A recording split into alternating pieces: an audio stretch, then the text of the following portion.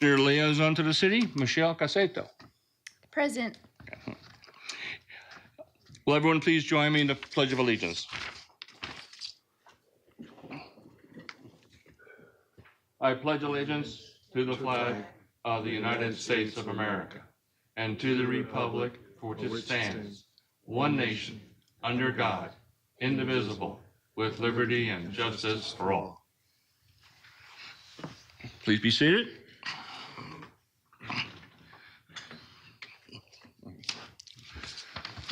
Events. To see all events in the city of Surprise, please go surpriseaz.gov and look for the calendar. I will list the events that may be of interest to our disabled citizens. There's a class tomorrow on Medicare prescription drug plans. It's 11:30 a.m. to 1:30 p.m. at the Surprise Resource Center, which is at 12425 West Bell Road, Building A, Suite 124 in Surprise. Please call and register at 623-222-3242, and they will go over all the various options with regards Medicare and drugs. If you have an issue in that area, it behooves you to attend. We will now have reports from the commissioner. Commissioner Vice Chair Monahan.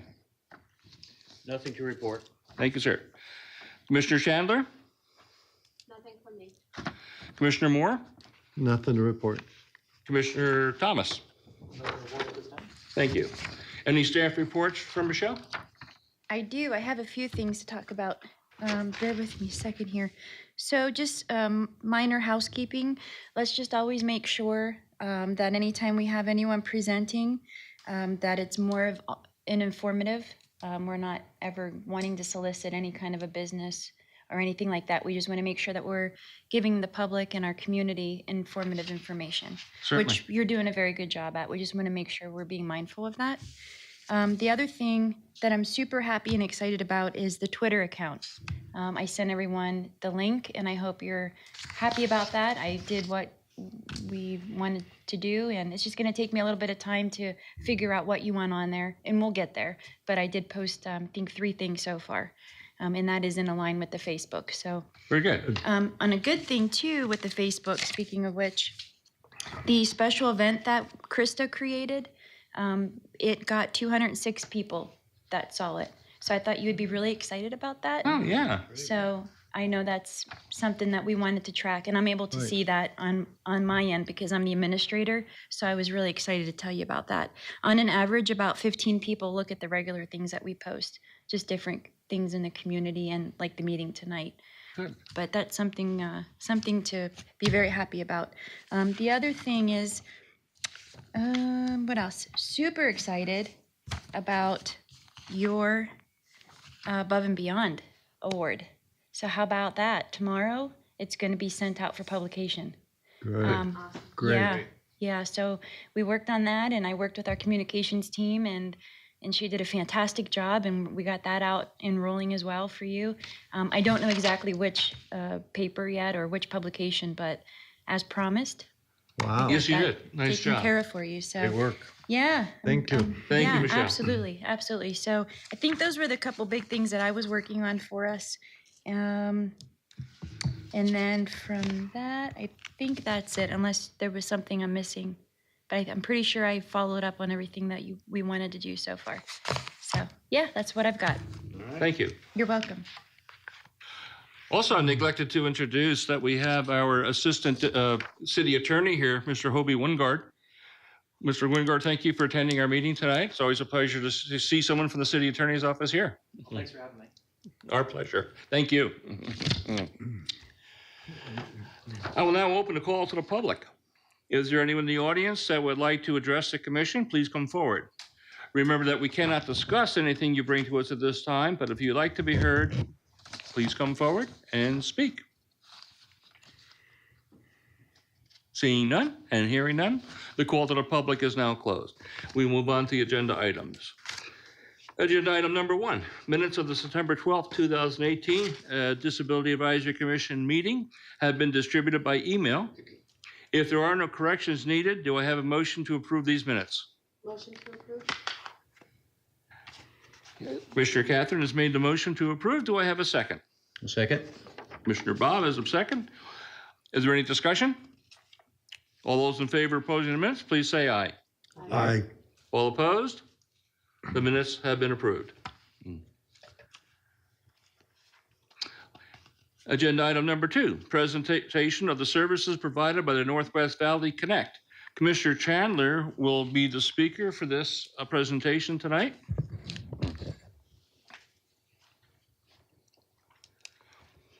Roll.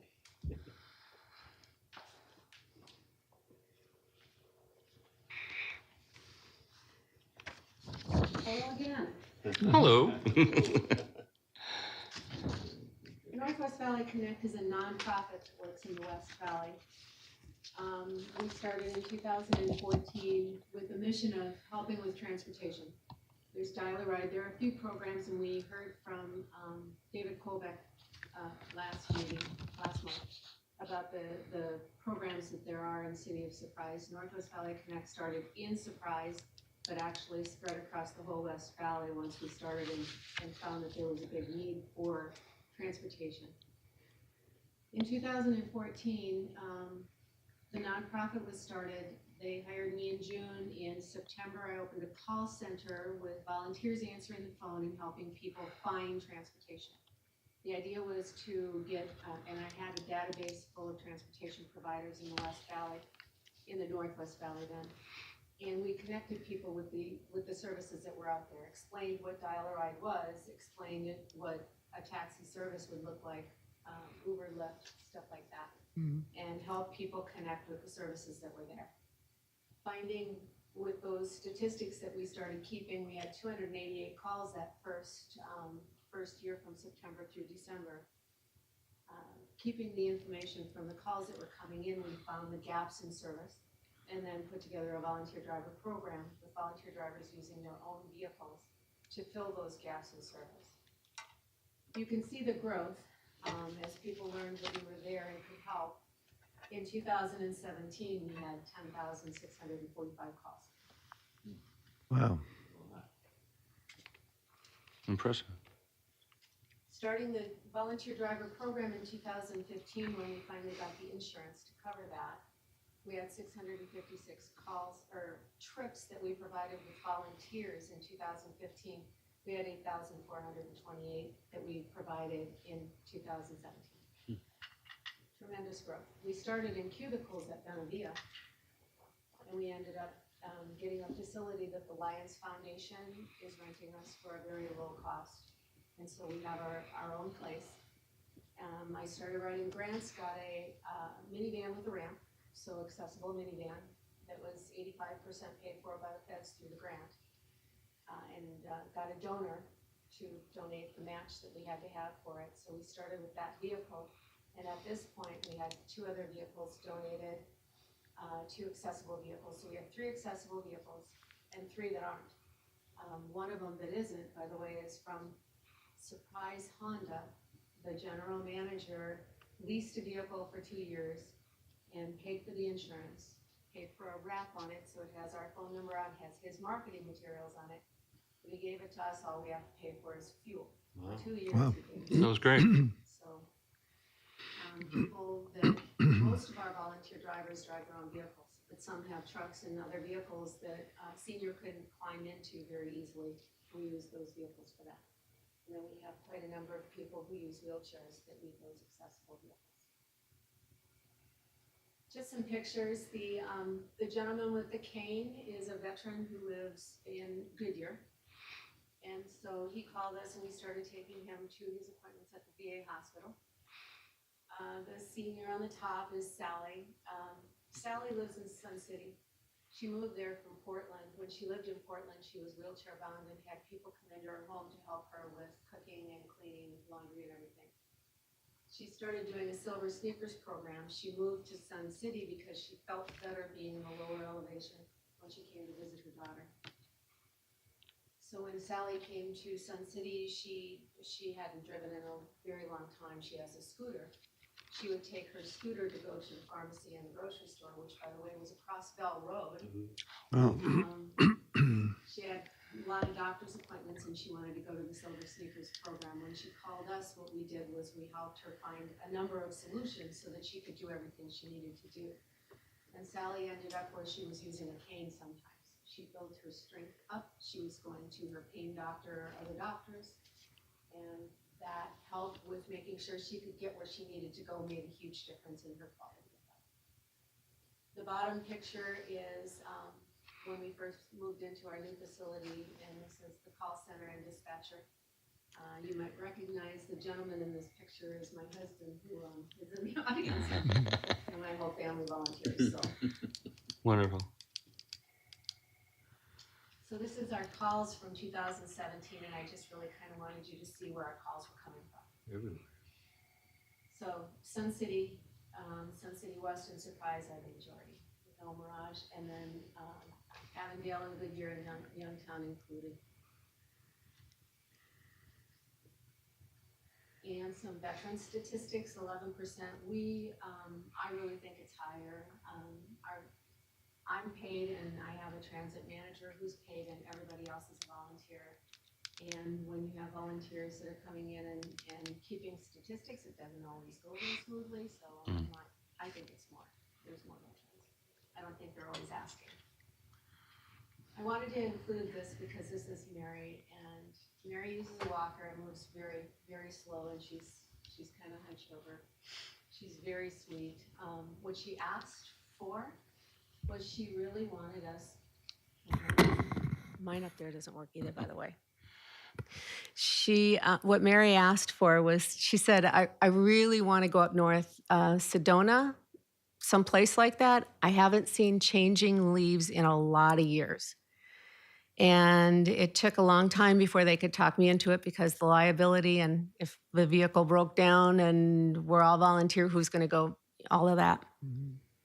But they did talk me into it. And so when they walked around the city and the shops, what one of the other riders told me was that Mary she said, I'll sit on this bench. You guys go walk around the shops and I'll just sit here and wait for you. I'm afraid to go across the street because I move so slow and there's so much traffic. Well, they talked her into going with them because they said it's a whole bunch of us, makes a bigger dent. They're going to stop for all of us. So you don't need to worry. So she went with them. They said by the end of this trip, she was walking straighter. She was walking faster. She was smiling. I mean, it made a huge difference. Right. Some of the projects that we have, Sun City West Foundation actually funded a low-income program, and we used Lyft to provide that program. I teased David Kolbeck because I told him that he'd stole that idea from me. We started using the concierge program with Lyft, and it does work very well. In 2017, in July, we started providing the Dial-A-Ride in El Mirage. They came and asked if we could use that Lyft program and see how that would work for them. And because we have accessible vehicles, the few people that they have that needed the accessible rides, we could transport with our drivers. And that's been going very well. They re-signed the contract in July of 2018 also. We were getting so many phone calls, as you saw earlier, that our two people answering the phone in the call center really wasn't doing it for us. So we really worked on getting more volunteers to answer the phones in the call center, but I also got a grant to expand the call center. So the grant paid for the computers and phones, and we ended up with 6 more stations. We have a pilot project that we just started in August with the Dysart Community Center. They had gotten a grant to provide tutoring for students, low-income students that were having issues with their grades. And so they had from 3 different schools, students going to the community center after school for this program. What they found was they didn't think about the fact that there wasn't transportation to get them there. And the Dysart school district couldn't help them with that. So they came and asked if we could help them with that. And with our 12-passenger vehicle, we have a driver who used to drive, he was a volunteer, used to drive for the Peoria School District as a school bus driver. And so fit him very well, and he's driving those kids to that pilot program after school, 3 schools to the community center. One of the schools goes to the Surprise Senior Center for that program. Other projects we have going on, we got a grant from the city of Peoria to put a mural on our wall. It's an old Lions Foundation building. I think it was built in 78. And so there is no distinct feature on this building, and a mural would really make a big difference in the community. We have 2 Encore Fellows right now. I don't know if you know about the Encore Fellow program. Is Experience Matters is a nonprofit who takes retired seniors with specific skills, and they put them in a database, and then they take nonprofits looking for those skills, and they match them up. There is a cost attached to that, and we got a grant from the Virginia Piper Foundation to pay for that. We have also some interns that are social work interns that come to us from the ASU social work program department. The chair of my board of directors has her degree, her master's in social work, and so she works on the plans with them, and then I supervise them, and they've been just absolutely wonderful help. Last year, 2017, we were awarded the Small Nonprofit of the Year from the Surprise Regional Chamber of Commerce. And I was designated the Transit Individual of the Year by Arizona Department of Transportation and the Arizona Transit Association. Wonderful. That was a terrific distinction. This is the vehicle I was telling you about earlier, and this is the general manager was Sean Beardsley. I don't think he's there anymore, but he's the one instrumental in letting us use this vehicle, and it's really terrific. One of our drivers from Sun City West in our accessible minivan. That's one of the cutaways, the bigger vehicles that has a lift, and one of our drivers from Sun City. I think I went through some of these. We also partner with Homeless Youth Connection. They have, what they do is they partner youths with homes in the area, so families that will take in homeless youth, teenagers. And they have counseling sessions, and they were using our 12-passenger van 1 day a week to get their students, go out and get their students to get them to these counseling sessions. The ONN is, our neighborhood network is a Sun City West organization that has all the different social services organizations put in one place, and they refer everybody to us for transportation. We are also in the book that they have out here, the resource book that the City of Surprise has, partnership with Peoria, and Northwest Valley Connect is in that under transportation also. TransDev, who provides the paratransit and the senior bus program that David talked about in a different presentation, David Kobeck, they are stationed in Gilbert. And it was, I think, a very cost-effective plan for us to go ahead in our fenced area. We had plenty of room, and so we offered space to them so that they could have vehicles stationed in the West Valley. Our building is on 99th and Olive, so they're coming to Surprise doesn't have to come anywhere near as far as they did when they were in Gilbert. And an amazing volunteer training is a training that I do to other agencies that have accessible vehicles in those programs where they transport folks.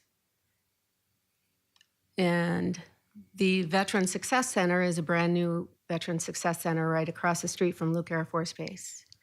We have a partnership with them where we take information and ask about veterans, and we pass that information if the folks who we're talking to say it's okay, and they go ahead and find them other resources because they have access to all of the veterans' resources. And one of our new projects is going to be that we're working on getting another vehicle that we can station there, and they are recruiting volunteers that are veterans. We have one now, and other folks that are in that area that might be able to transport veterans as a priority, but other folks that need rides from that area. It's that's Glendale, but close to Goodyear. So. We're a nonprofit. This is just simply telling you that we get grants and donations, and that's really how we are run. I did put a flyer for our special event on your desk. That's what we do to make our money. Oh, there's a picture also. And my information. May I answer any questions? Yeah, wow, really successful. Thanks for sharing.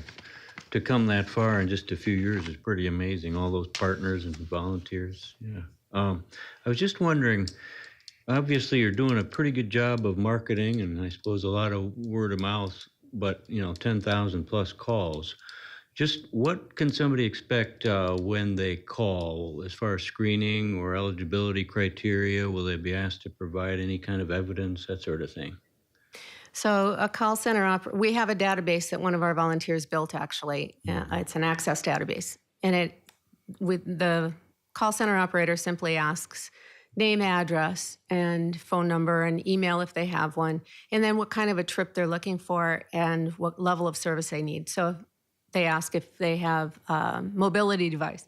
Do you use a walker, a cane, or a wheelchair? Can you transfer out of a wheelchair? We have some volunteer drivers who drive their own vehicles who can fold up a wheelchair and put it in the back if the person can transfer out, or if they need an accessible vehicle.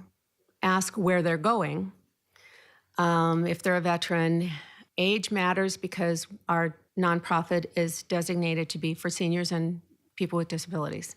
So we ask those questions, and then they simply go through kind of a research to figure out what the best solution is.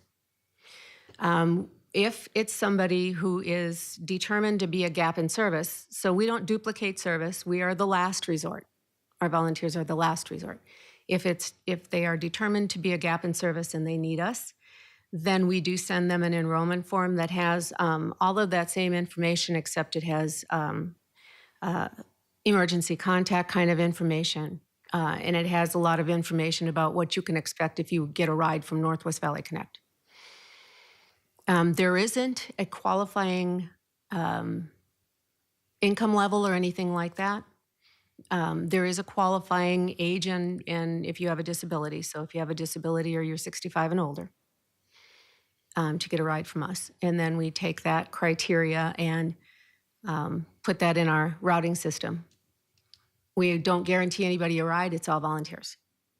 But there are many days we cover 100% of the rides requested. There are other days when we might cover 80% and we have to call people back and say, you know what, this might be the time that you really have to call a taxi. Most of our clients are low income. Is there the qualification for low income? No. Is there ever a charge for this to the person being driven? We do not charge. We do not charge. We do also have a group trip program. We do charge for that. That's to cover it, fuel mostly. Right. Yeah. Interesting. We get donations. No, most of our riders do donate. They do pay something for their ride. But there's a tip jar, Oh, so to speak, yeah, right? right. Right, okay. How about for veterans? Is there any difference in how you determine for a veteran as you would for the general public? Not really. No, okay. Any other questions, Commissioner? I have none. Catherine, thank you so much. We really appreciate your presentation tonight. Very informative.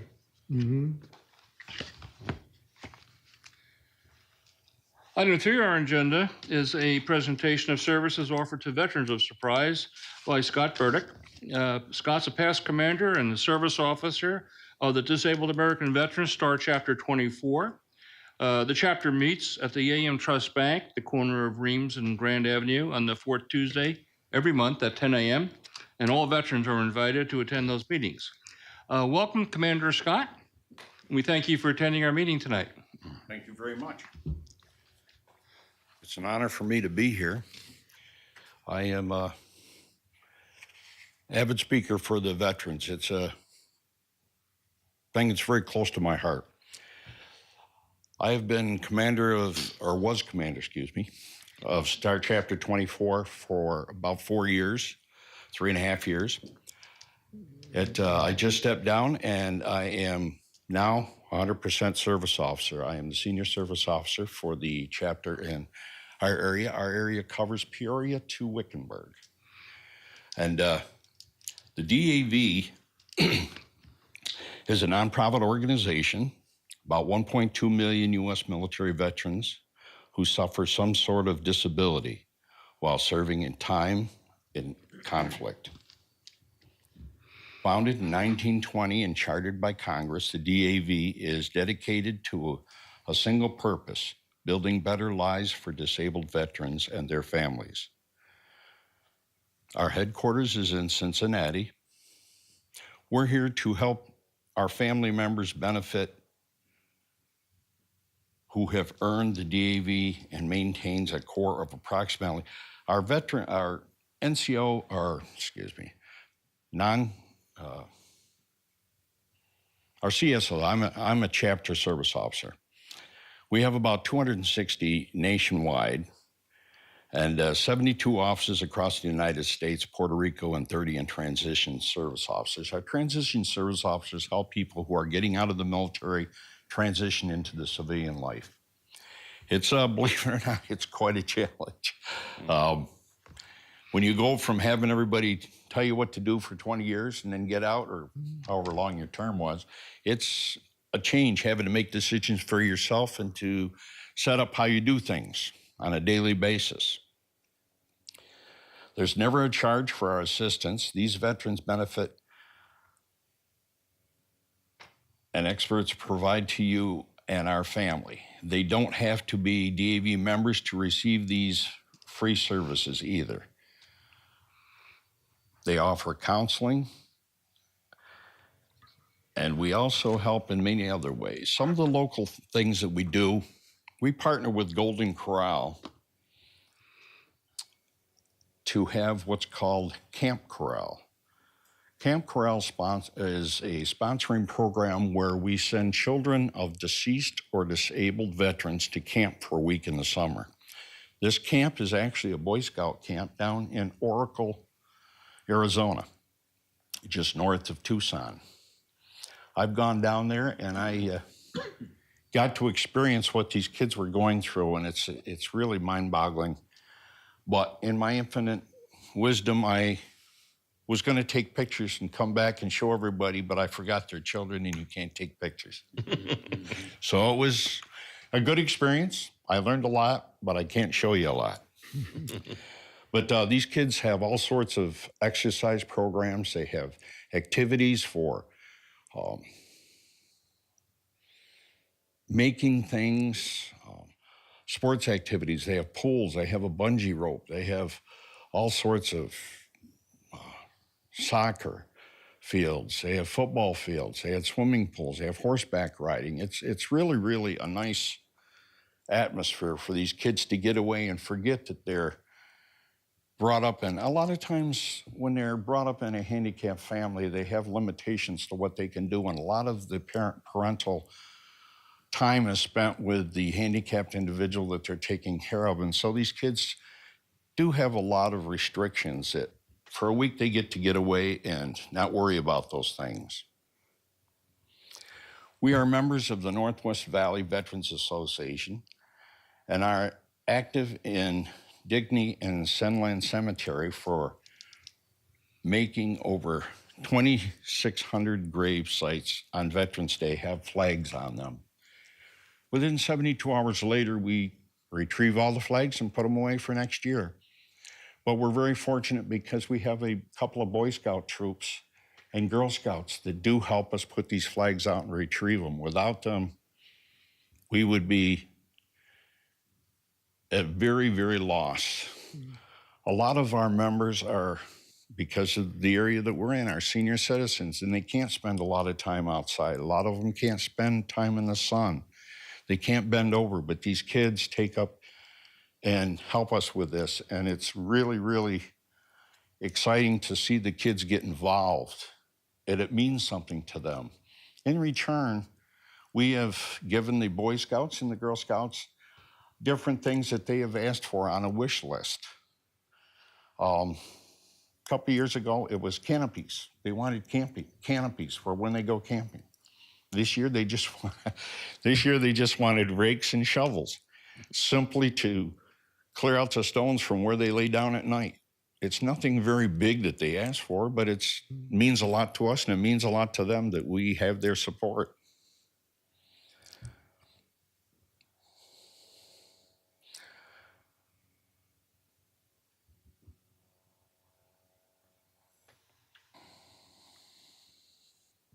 Our service officers are at this time the only certified officers preparing claims for veterans and services connected to injuries within the military. A lot of other organizations have service officers, but none of them are certified like the DAV. We not only service one-on-one, but have been asked to do benefit briefings to employers of multiple large companies. My service officers have also reached out to many veterans in our community at rehabilitation centers, extended care facilities, adult living facilities, and assisted living facilities. Many of these individuals just need to know that they are not forgotten, be it a veteran or a spouse of a veteran. It is very important for us to remember that they are out there and not forget them. Many spouses are unaware that they have too served and earned benefits, as they have served just as well. A veteran's family is a lifestyle. It involves the whole family.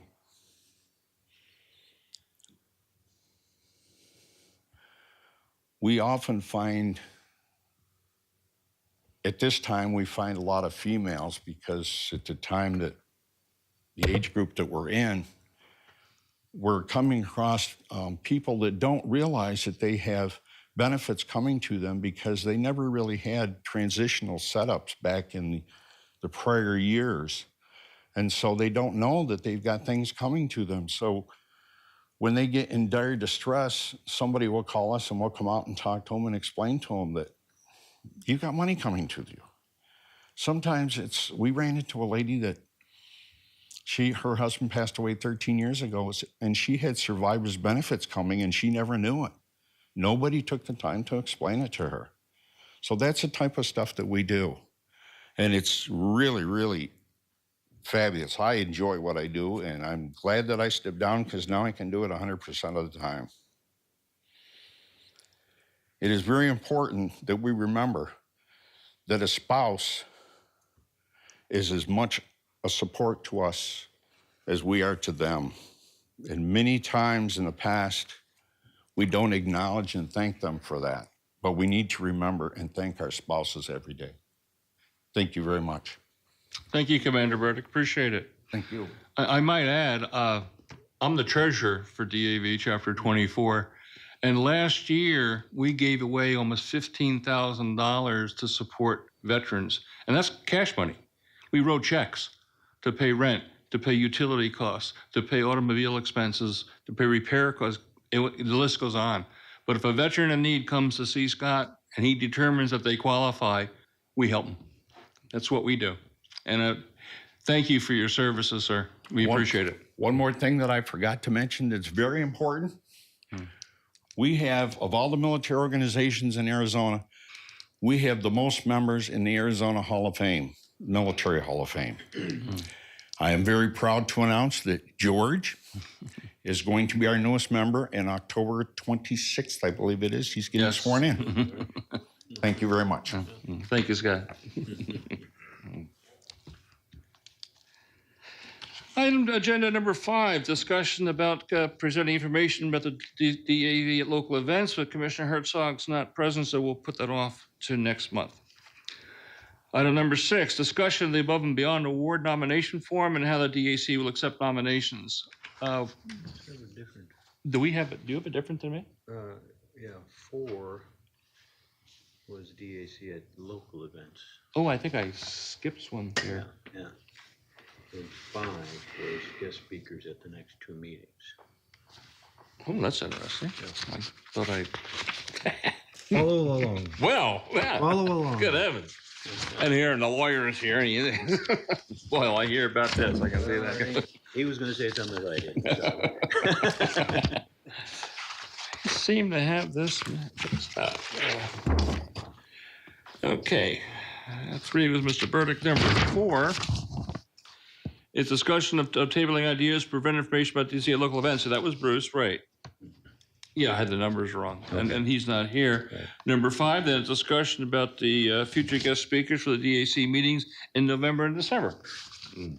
Okay. And then Mr. Monahan, I believe you had something to add for that. Right, I can just confirm that we have speakers set up for both November and December. And in November, we will have the Arizona Center for Disability Law present to us. Natalie Luna Rose, the outreach manager, and JJ Rico, the CEO, will both be here as presenters. Great. And they have confirmed. And for December, our December 12th meeting, we'll have the Division of Vocational Rehabilitation, or Arizona Rehabilitation Services, I should say.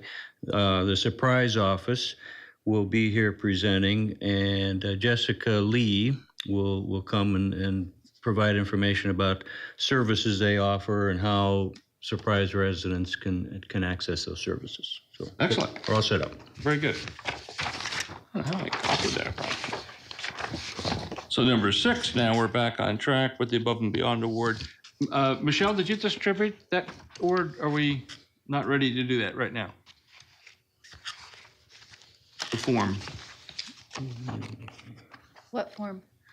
for the Above and Beyond Award nomination form? What form do you have for me to distribute? Oh, I don't know. I thought, we don't have the form done yet. Okay. We'll have that ready for December, Okay. or November, rather. Okay. And I will work on that and get it to you. Okay, good. Okay. Okay, number 7, discussion of future Disability Advisory Commission agenda items. So we will move to onto future items, starting with Vice Chair Monahan. Nothing other than what we've discussed for November, December for me. Commissioner Herzog, not here. Commissioner Chandler, do you have anything for the November meeting? I don't. Commissioner Moore, do you have anything for No, I do not. Commissioner Watson's absent? Commissioner Thomas? Nothing at this time, but I will develop some information and pass it along your way if I Very do. good.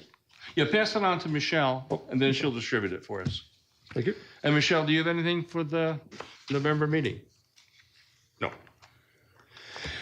Is there any other business to discuss before this commission? Hearing none, I would entertain I would entertain a motion to adjourn. So moved. Moved by Bob. Do we have a second for that? I'll second. Dan. Is there any discussion? All in favor, please say aye. All right. All Aye. opposed? The ayes have it. The Disability Advisory Commission meeting for October 12th, 2018 is closed. Please join us again for our November 14 meeting. I will be out of town on the November meeting, but Vice Chair Monahan will preside. Thank you, and have a good night.